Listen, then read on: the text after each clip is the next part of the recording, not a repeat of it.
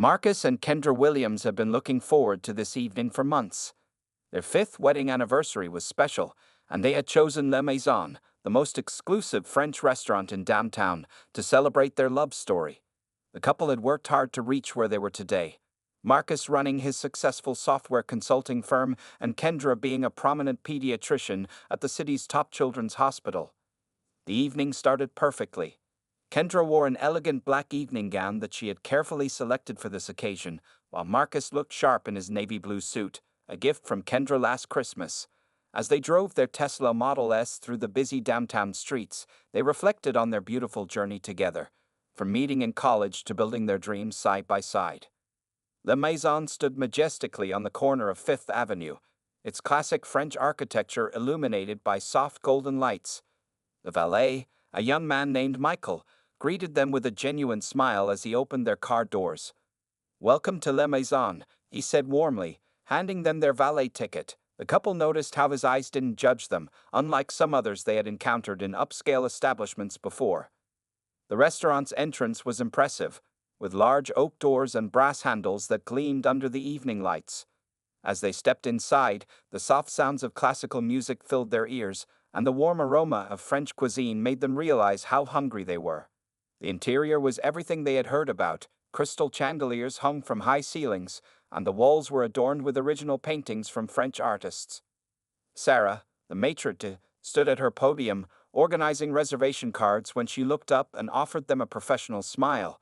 Her eyes quickly scanned her reservation list as Marcus stepped forward. "Good evening, reservation for Williams at 7:30, he said confidently. Sarah's smile widened as she found their names. "Ah yes, Mr. and Mrs. Williams. We've been expecting you. And I see it's your anniversary today. Congratulations." Kendra squeezed Marcus's hand, pleased that the restaurant had noted the special occasion they had mentioned while making the reservation. Sarah picked up 2 leather-bound menus and gestured them to follow her. "Please, follow me to your table. We've given you one of our best spots." As they walked through the restaurant, both Marcus and Kendra couldn't help but notice the mix of reactions from other diners. Some smiled politely, others quickly looked away, and a few stared a moment too long.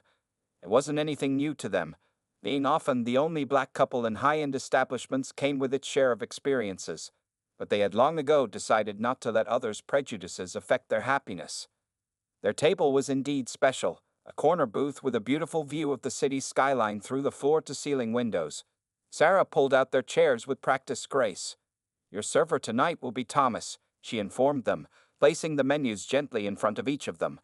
"Our sommelier, Jean, will also be available to help you with our extensive wine selection." Before leaving, Sarah pointed out the evening specials written in elegant script on a small chalkboard near their table.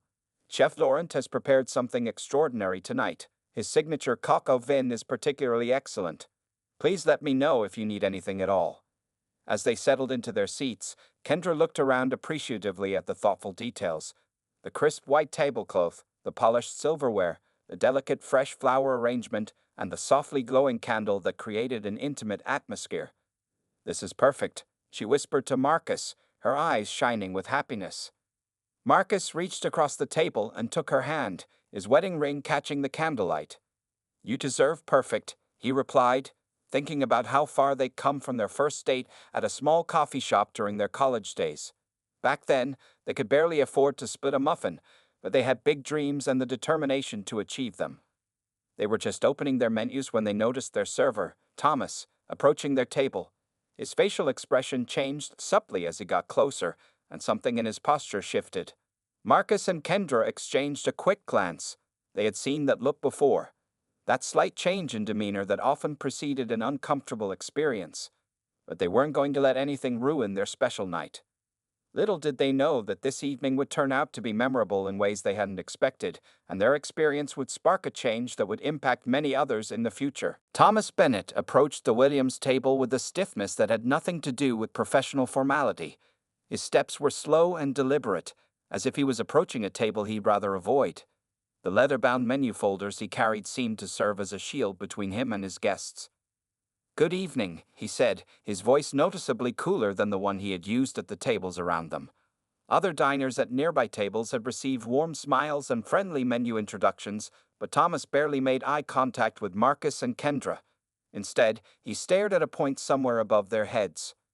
"Would you like to hear about our specials?" he asked, though his tone suggested he'd prefer they decline. When Marcus nodded politely, Thomas rushed through the descriptions so quickly that several words blurred together. Just moments before, they had heard him spending nearly 5 minutes enthusiastically describing the same dishes to an elderly white couple 3 tables over. Kendra, trying to maintain a positive atmosphere, smiled warmly. "The coq au vin sounds wonderful. Could you tell us more about it?" she asked, her voice carrying the friendliness that Thomas lacked. Thomas's response was curt. "It's chicken and wine sauce." He shifted his weight impatiently, while earlier they had observed him giving detailed descriptions of the cooking process and ingredients to other tables. A young couple at the next table, Mike and Jennifer Chen, couldn't help but notice the difference in treatment. Jennifer frowned slightly as she witnessed Thomas's behavior, whispering something to her husband. Mike nodded in agreement, both of them clearly uncomfortable with what they were seeing. When Marcus tried to ask about the wine selection, Thomas's response was even more telling. "We have an extensive wine list," he said, placing the wine menu on the table with barely concealed reluctance. "The prices are significant." The emphasis he placed on the last word carried an obvious implication that made Marcus's jaw tighten slightly. Kendra noticed her husband's tension and reached across the table to touch his hand gently. They had developed this silent communication over their years together. A quiet reminder to stay strong, to not let others' prejudices diminish their dignity. Marcus's shoulders relaxed slightly at his wife's touch, but the romantic mood of their anniversary dinner had already begun to fade. Maria Rodriguez, a junior server who was handling tables in the adjacent section, noticed the situation unfolding. She had been watching Thomas's behavior with growing concern while serving her own tables. During her 3 months at Le Maison, she had never seen him act this way, though she had heard whispers from other staff about his preferences in customers. Thomas continued his pattern of neglect, taking twice as long to return to the Williams table compared to his other tables. When nearby diners requested water refills, he promptly served them but ignored the Williams' empty glasses. The contrast in service was becoming increasingly obvious to everyone in that section of the restaurant. An older couple seated nearby, the Johnsons, who were regular customers at Le Maison, exchanged worried glances. Mrs. Johnson had even tried to catch Thomas's attention once to point out that the Williams needed water, but he had pretended not to notice her gestures. Maria, unable to ignore the situation any longer, discreetly approached the kitchen where Chef Antoine Laurent was expertly plating a dish. "Chef," she said quietly, "I think there's a situation you should be aware of." She quickly explained what she had observed, her voice trembling slightly with anger and concern. Chef Laurent's expression darkened as he listened to Maria's report. He had built Les Maisons' reputation not just on excellent food, but on treating every guest with equal respect and dignity. As he finished plating the dish, he decided to observe the situation himself before taking action. Meanwhile, back at their table, Marcus and Kendra tried to focus on each other rather than Thomas's behavior. They had faced similar situations before, but this felt different, more blatant, more unapologetic. The romantic anniversary dinner they had planned was turning into yet another reminder of the prejudices they still faced, even in 2024, even with their successful careers and social status.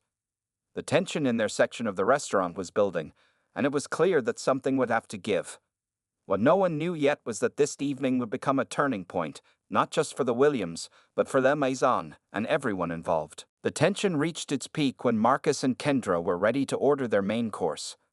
Thomas had already passed their table 3 times without acknowledging them, while attentively serving others around them.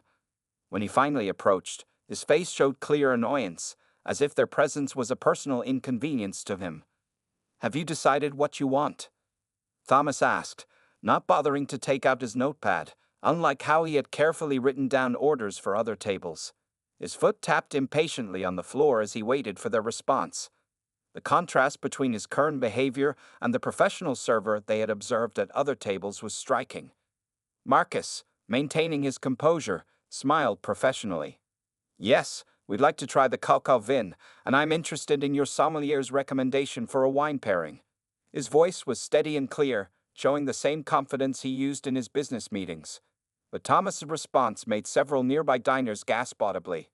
"Our wines start at $100 a bottle," Thomas said, his voice dripping with condescension. "Perhaps you'd be more comfortable with the house wine? Or maybe," he paused for effect, "there's a casual dining restaurant down the street that might better suit your budget." The last word hung in the air like a slap. Kendra's hand tightened around her water glass. In her years as a pediatrician, she had dealt with difficult people, but this level of blatant disrespect was shocking. The romantic anniversary atmosphere had completely evaporated, replaced by a thick tension that seemed to spread across the entire section. The Chen couple at the next table had stopped eating entirely, their forks frozen midway to their mouths. Mrs. Johnson, the regular customer, had turned completely in her chair to stare at Thomas, her face showing disbelief and anger. Her husband was already raising his hand to signal for a manager. Maria, who had been watching while serving her own tables, nearly dropped her tray of drinks. She quickly set it down and headed straight for the kitchen, knowing the situation had gone too far. But before she could reach the kitchen doors, she almost collided with Chef Laurent, who had been standing in the shadows, witnessing the entire exchange. Marcus stood up slowly, his full height making Thomas take an involuntary step back. "Excuse me," Marcus said, his voice calm but firm, "but I don't think we heard you correctly. Are you suggesting that we can't afford to dine here?" The question hung in the air, giving Thomas a chance to rectify his behavior. Instead of backing down or apologizing, Thomas straightened his spine and replied, "I'm simply trying to help you avoid any embarrassment. Our establishment has certain standards." His emphasis on the word standards made his meaning crystal clear to everyone within earshot. Several things happened at once. Mrs. Johnson let out an audible, "How dare you?" from her table. Jennifer Chen stood up, phone in hand, already recording the incident. The maitre, Sarah, who had been alerted by another server, was quickly making her way toward the scene. But they all froze when they heard a sharp voice cut through the tension. "That's quite enough, Thomas." Chef Laurent's voice carried the authority of someone used to running a kitchen where every word must be heard and obeyed. He had emerged from the shadows, his white chef's coat almost glowing under the restaurant's elegant lighting. His face showed a controlled anger that made even Thomas step back another pace. The restaurant had grown eerily quiet. Even the soft background music seemed to have faded away. All eyes were on the scene unfolding before them: the distinguished black couple, the openly racist waiter, and the chef whose reputation was known throughout the city. Kendra looked at her husband, then at Chef Laurent, then back at Thomas.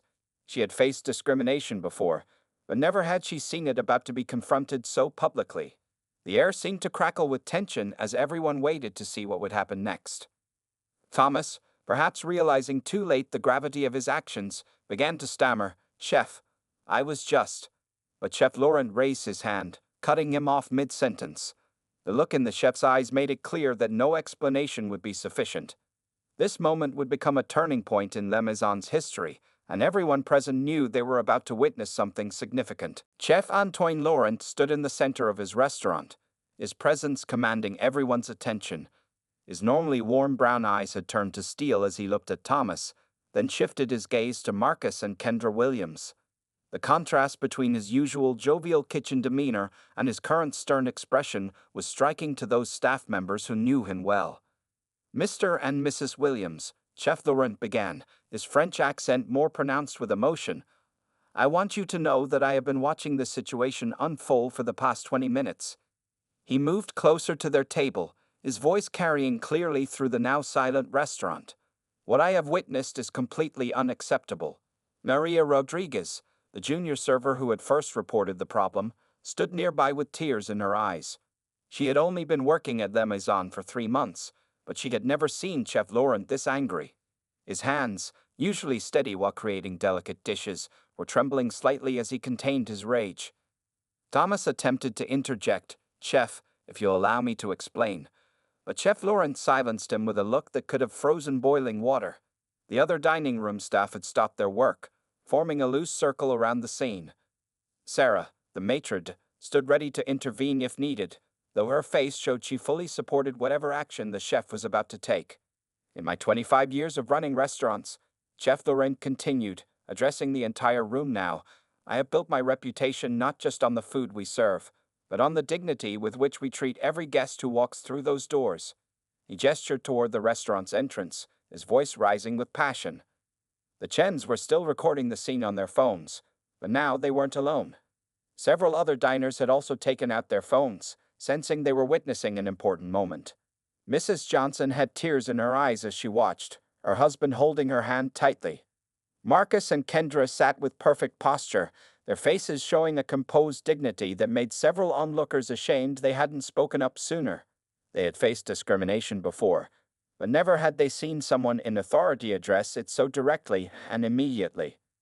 Chef Laurent turned to face Thomas directly.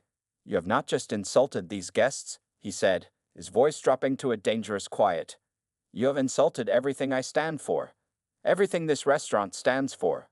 The chef's hands, which had created countless masterpieces in the kitchen, were now clenched at his sides. The tension in the room was palpable. Other servers who had worked with Thomas for months stood in shocked silence, some looking ashamed as they realized they had ignored signs of his prejudice in the past. A few were nodding in agreement with the chef's words, having witnessed similar but less obvious incidents before. Sarah stepped forward and handed Chef Laurent a folder, Thomas's employment file.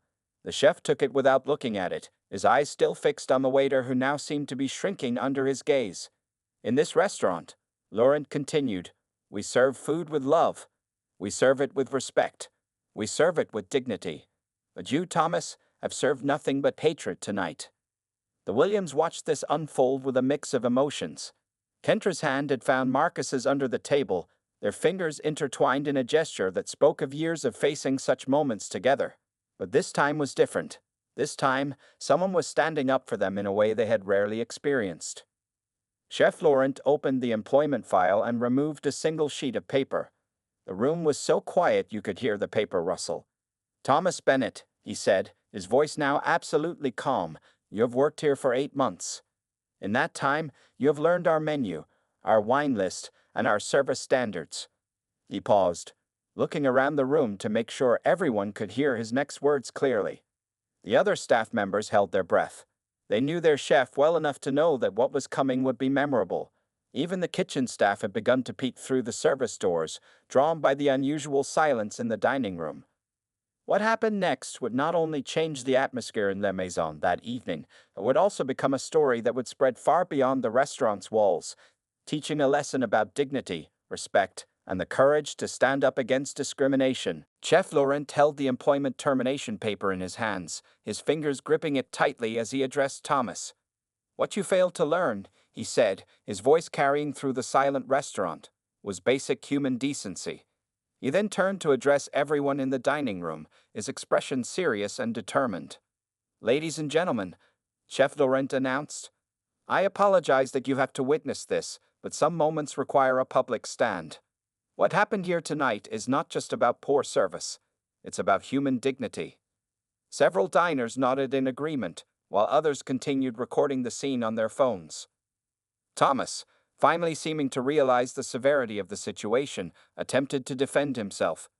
"Chef, please, you're misunderstanding. I was simply trying to maintain the restaurant's standards." His voice trailed off as Chef Laurent raised his hand to stop him.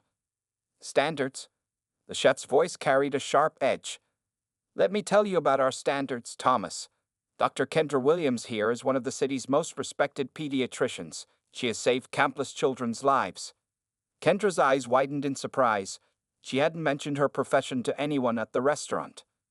Chef Laurent continued, "And Mr. Marcus Williams runs a software consulting firm that employs over 50 people in our city." He looked directly at Thomas. "But you know what, Thomas? Even if they worked at a fast food restaurant or cleaned offices for a living, they would deserve the same respect as any other guest in this establishment."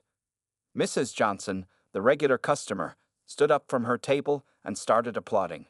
Gradually, other diners joined in, creating a wave of supportive applause that echoed through the restaurant. Maria, the junior server, wiped tears from her eyes while smiling proudly at her chef's words. Thomas's face had turned pale, and sweat was visible on his forehead. He looked around the room, perhaps hoping to find some support, but found only disapproving faces. Even his fellow servers, who had worked with him for months, stood firmly behind Chef Laurent. You see, Thomas, Chef Laurent continued after the applause died down, a restaurant is not just about food. It's about creating a space where everyone feels welcome, valued, and respected. He held up the termination paper. This document says that your employment at Le Maison is terminated, effective immediately. But what it really means is that hatred has no place in my restaurant. Marcus and Kendra sat quietly, holding hands, as they watched justice being served in a way they had rarely witnessed. Around them, other diners were nodding in approval, some taking pictures, others typing rapidly on their phones, sharing the moment on social media. Sarah, the maitre, stepped forward with Thomas's final paycheck already prepared. Chef Laurent handed both the termination paper and the check to Thomas. You'll collect your belongings and leave the premises immediately. Your final check includes 2 weeks' pay, which is more generosity than you've shown tonight. Thomas took the papers with trembling hands. The reality of what had just happened seemed to finally hit him. His face flushed red with embarrassment as he realized that his actions would likely go viral on social media within hours, thanks to the many phones recording the scene. But before you go, Chef Laurent added, his voice now carrying a teacher's tone, I want you to look at the Williams family one last time. He paused until Thomas reluctantly turned toward Marcus and Kendra. I want you to remember their dignity in the face of your prejudice. I want you to remember this moment every time you apply for another job in this industry. The tension in the room was electric as Thomas finally turned and walked toward the staff area to collect his things, his steps unsteady, his shoulders slumped in defeat. As he disappeared through the service door, there was a collective exhale from everyone in the restaurant, as if a dark cloud had finally lifted. But Chef Laurent wasn't finished. He turned back to the Williams, and his expression softened completely. What he would do next would transform an ugly incident into something unexpected and beautiful, showing everyone present that sometimes the best response to darkness is to create more light. The evening continued like a dream under Chef Laurent's personal service. Each course he brought to the Williams table was more spectacular than the last, presented with stories about the ingredients and cooking techniques that made each dish special. The chef had transformed what could have been a ruined evening into an unforgettable celebration. As Chef Laurent presented their dessert, a spectacular chocolate souffle that wasn't even on the regular menu, he pulled up a chair at their invitation. The three of them had formed an unexpected connection through the events of the evening. The dessert rose perfectly from its ramekin, dusted with powdered sugar and accompanied by hand-churned vanilla ice cream. This souffle, the chef explained, his eyes twinkling, is actually my mother's recipe. She only made it for special occasions. He watched with satisfaction as Kendra took her first bite, her eyes closing in delight. And tonight is definitely a special occasion, not because of what happened earlier, but because of how we chose to respond to it. Around them, the restaurant had become part of their celebration. Other diners sent over glasses of champagne. The Chen's social media posts had gone viral, with messages of support pouring in from across the city. Mrs. Johnson had called her daughter, a local news reporter who was already working on a story about the evening's events. Marcus looked at Chef Laurent with genuine curiosity. Chef, how did you know about our professions? He asked, remembering how the chef had mentioned their careers earlier. The chef smiled warmly. When you made the reservation, I made it a point to learn about you.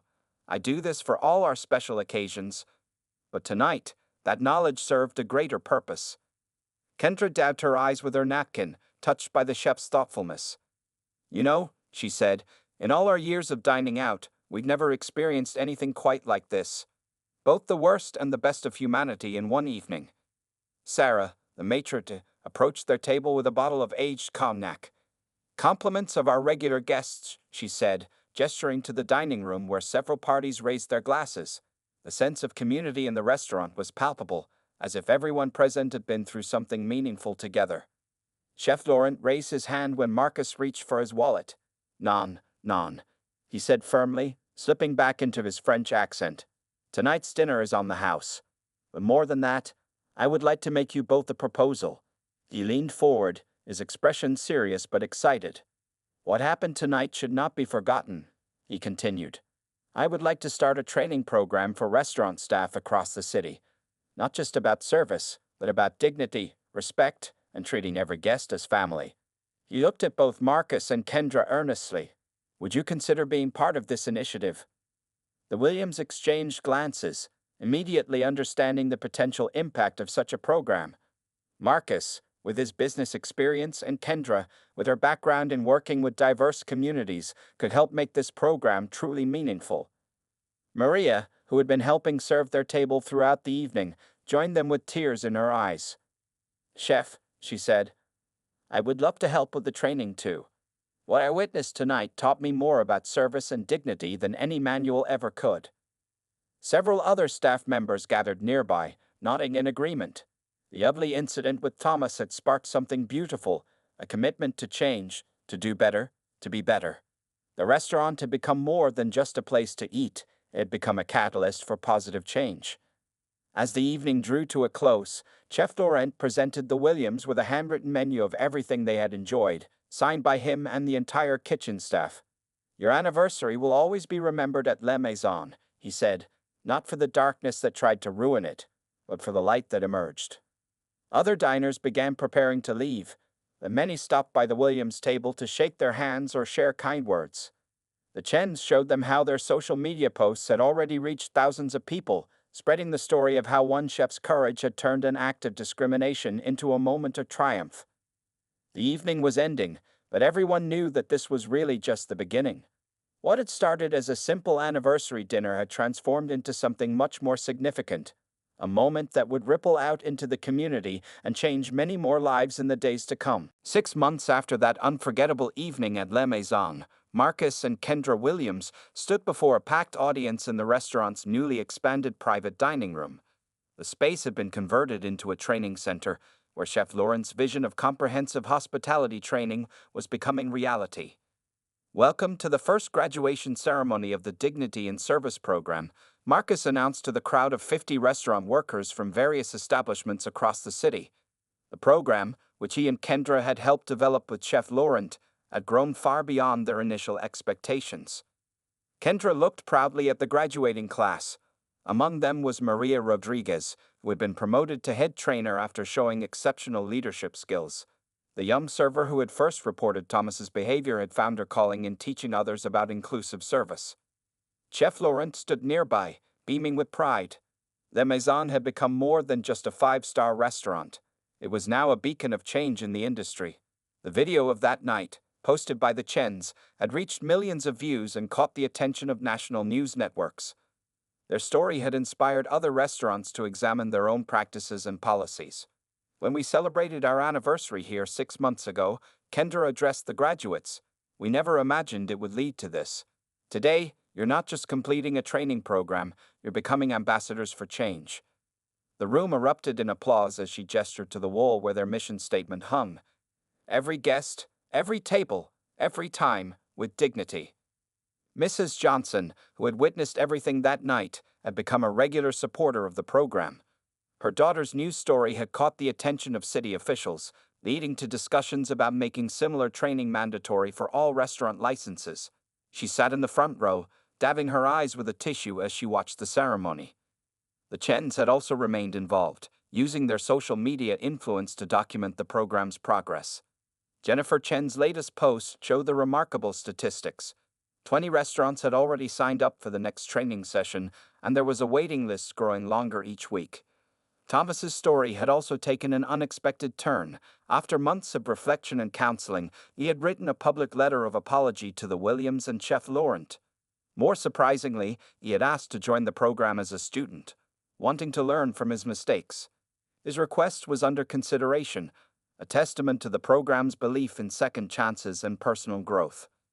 Sarah, the matron, now led a special module on first impressions and welcome procedures. "Remember," she told the graduating class, "every guest who walks through your door carries their own story. Your job is not to judge that story, but to add a beautiful chapter to it." La Maison itself had flourished. Reservations were booked months in advance, not just for the excellent food, but for what the restaurant represented. Chef Laurent had received numerous awards, not for his cuisine, but for his leadership in promoting workplace dignity and inclusion. As Marcus and Kendra presented the certificates to the graduates, each one shared a brief story about what they had learned. Many spoke about changing their own hidden biases, others about finding the courage to stand up against discrimination in their workplaces. There wasn't a dry eye in the room. Chef Laurent took the podium for the closing speech. 6 months ago, he said, his French accent still strong with emotion, we witnessed how one moment of darkness could be transformed into endless light. Today, you carry that light forward. He gestured to the Williams. What happened that night was terrible, but look at the good that grew from it. The ceremony concluded with a surprise announcement. The City Council had approved funding to expand the program to other service industries. The Dignity in Service initiative would soon be training workers in hotels, retail stores, and other customer service sectors. As the graduates celebrated with a special dinner prepared by Chef Laurent himself, Marcus held Kendra's hand under the table, just as they had done that fateful night.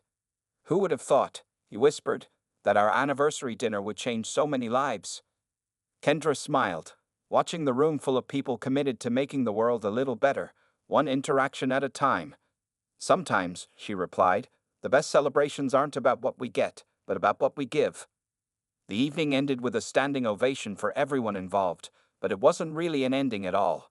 It was just another beautiful chapter in a story that would continue to inspire change, one restaurant, one server, and one guest at a time. The evening continued like a dream under Chef Laurent's personal service. Each course he brought to the Williams table was more spectacular than the last, presented with stories about the ingredients and cooking techniques that made each dish special. The chef had transformed what could have been a ruined evening into an unforgettable celebration. As Chef Laurent presented their dessert, a spectacular chocolate souffle that wasn't even on the regular menu, he pulled up a chair at their invitation. The three of them had formed an unexpected connection through the events of the evening. The dessert rose perfectly from its ramekin, dusted with powdered sugar and accompanied by hand-churned vanilla ice cream. This souffle, the chef explained, his eyes twinkling, is actually my mother's recipe. She only made it for special occasions. He watched with satisfaction as Kendra took her first bite, her eyes closing in delight. And tonight is definitely a special occasion, not because of what happened earlier, but because of how we chose to respond to it. Around them, the restaurant had become part of their celebration. Other diners sent over glasses of champagne. The Chen's social media posts had gone viral, with messages of support pouring in from across the city.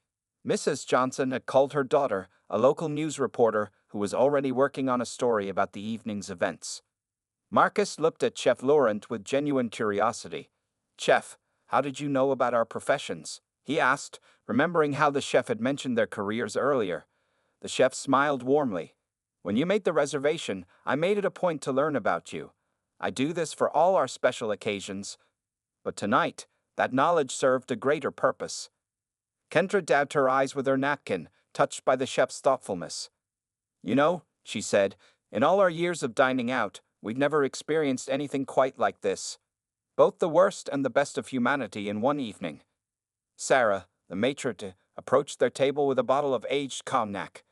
Compliments of our regular guests, she said, gesturing to the dining room where several parties raised their glasses. The sense of community in the restaurant was palpable, as if everyone present had been through something meaningful together. Chef Laurent raised his hand when Marcus reached for his wallet. Non, he said firmly, slipping back into his French accent. Tonight's dinner is on the house. But more than that, I would like to make you both a proposal. He leaned forward, his expression serious but excited. What happened tonight should not be forgotten, he continued. I would like to start a training program for restaurant staff across the city. Not just about service, but about dignity, respect, and treating every guest as family. He looked at both Marcus and Kendra earnestly. Would you consider being part of this initiative?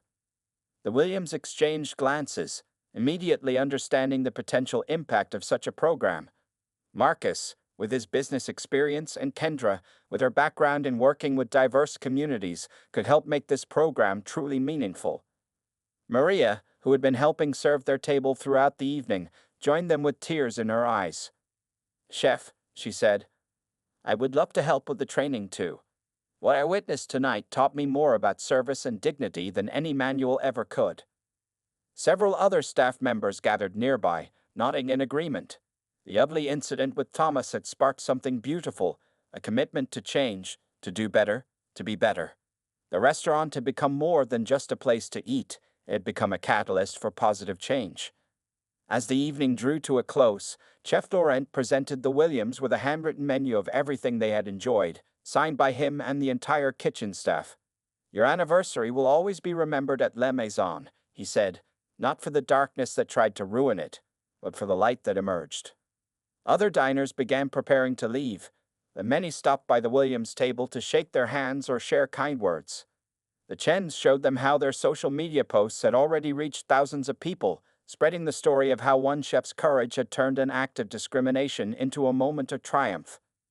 The evening was ending, but everyone knew that this was really just the beginning.